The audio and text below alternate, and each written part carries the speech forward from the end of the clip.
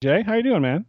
Doing good, doing good. I don't know that I had a better seat. That corner pole kind of gets in your way a little bit, but but uh, but I worked around it.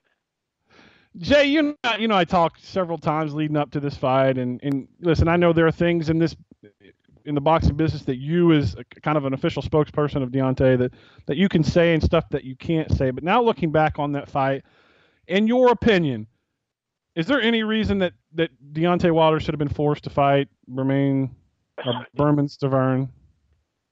Well, I don't know. I mean, I really don't think one fight in 2 years, and that being kind of a tough win over somebody that wasn't ranked qualifies you to fight Deontay Wilder. I think he really got the nod based on the fact that Don King is his promoter, and the fact that he was the only person to go the distance with Deontay in Deontay's career. And so I think those two factors really got him the nod. Well, he certainly didn't go the distance this time. No, he didn't. He almost made it out of the first round, but just as a trainer, what did you guys see? I mean, as you mentioned, he'd only fought once since Deontay had beaten him in January 2015. Did you guys study much film? I mean, how did you prepare for this fight, and what was your game plan going in? Well, we thought obviously the jab would be a big key, like it was the first time. We knew that Stavern, we thought, would just kind of have a little more energy and effort, because he kind of convinced himself that he wasn't well for the first fight. But we thought he was. As it turns out, it was really a matter of just having Deontay's IQ come into play. He's just a much smarter fighter than he was. His ring IQ is just off the charts, and it developed so much since 2015. So all those championship rounds he's had, it all came into play. He just knew what Berman was going to do before Berman did. Jay, as you mentioned, you didn't have the best angle, but I'm sure you've watched the highlights, and there weren't very many because it went 2 minutes and 59 seconds. But explain to the layperson on Deontay's first knockdown, he threw a 1-2 combination, the left jab followed by the right, and it wasn't a case where it was a counterpunch. I mean, Berman had his defense up. It's just the fact that Deontay Wilder's the biggest puncher in boxing. That's exactly right. And Berman did what Chris Arreola did when he fought Deontay. Chris only threw about probably 4 punches the first round. But what he was doing was he was trying to kind of gauge his distance and see, with Deontay, these guys, they want to be either a little bit outside that power or a little bit inside that power. They certainly don't want to be at the end of the power. And where Deontay has full force. Now, Deontay, of course, our job is to make sure that we move as well, and so that we keep them at the end of the power. So it's kind of like a little bit of a battle going on with the feet, and Stavern was trying to get those positioning and get that range and that rhythm, and he got caught in doing it. He got caught before he could really execute any of the things that he wanted to execute. Arreola was able to get into the fight a little bit and make a good contest out of it. For 8 rounds or 9 rounds, but Stavern never got to that point. He got caught. That 1-2 split his gloves, which his gloves were in a good position, like you said, but that 1-2 just split his gloves, and right at the end of the power. And for all intents and purposes, the fight was over at that point. Yeah, it really was. If you haven't seen, it is impressive. Go watch the first round. You can find it on YouTube. It's stunning how powerful that our Tuscaloosa's own Deontay Wilder is. Jay, I think the big story now, and it was almost the story after the fight, it was less about Deontay winning in stunning fashion, and it was more about, well, can you get this Anthony Joshua fight? I'm sure you've seen from Sky Sports News that Eddie Hearn, the promoter of Anthony Joshua, has said they want Deontay Wilder in 2018, that talks are going to start today. I tweeted that I'll believe it when I see it, but I know this is the fight Deontay wants, and because of that, I know it's the fight that you want. You guys are aiming for 2018. Could it be potentially the next fight, the middle of 2018, the end of 2018? What do you think? Well, they both completed their mandatories within a week of each other. So a lot of times in boxing, you know, you do your mandatory, and the guy you want to fight's mandatory is 3 or 4 months away, and it's tough to kind of line everybody up. But this is not the case. We're basically coming off almost the same weekend having fought. So everybody's healthy, everybody's ready. There's no reason to wait to do the fight. I know that excuse me, Eddie Hearn and the English guys, they like to play a little game. They like to try to control things, and you know, we want you to fight this other guy or that other guy first. But the bottom line is the world wants this fight, and we want this fight. So I think that everything's going to go well. I don't think that that anybody's going to stand for anything other than these two guys fighting each other.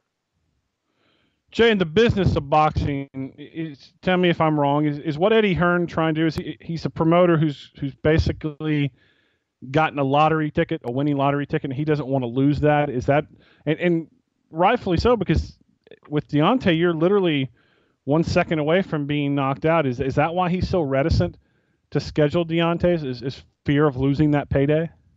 I can't think of much else. I think that, you know, a lot of times it comes down to the fighters. You always hear fighters say, well, you know, I'm going to leave it up to my team, or, you know, whatever my manager says. But as a fighter, you have a lot of power. Deontay absolutely has a lot of power. He made it known he wanted Ortiz. Give me Ortiz. Nobody wants to fight him. That's who I want. I don't want anybody else. And that's what we did. Of course, Ortiz tested positive, and that fight didn't happen. But Joshua could very easily tell Eddie Hearn, this is the guy I want. Make it happen. I don't want anything else. I want Deontay Wilder. Make it happen. And it would happen. So that's what I'm hoping is that happened. Anthony's a tremendous fighter.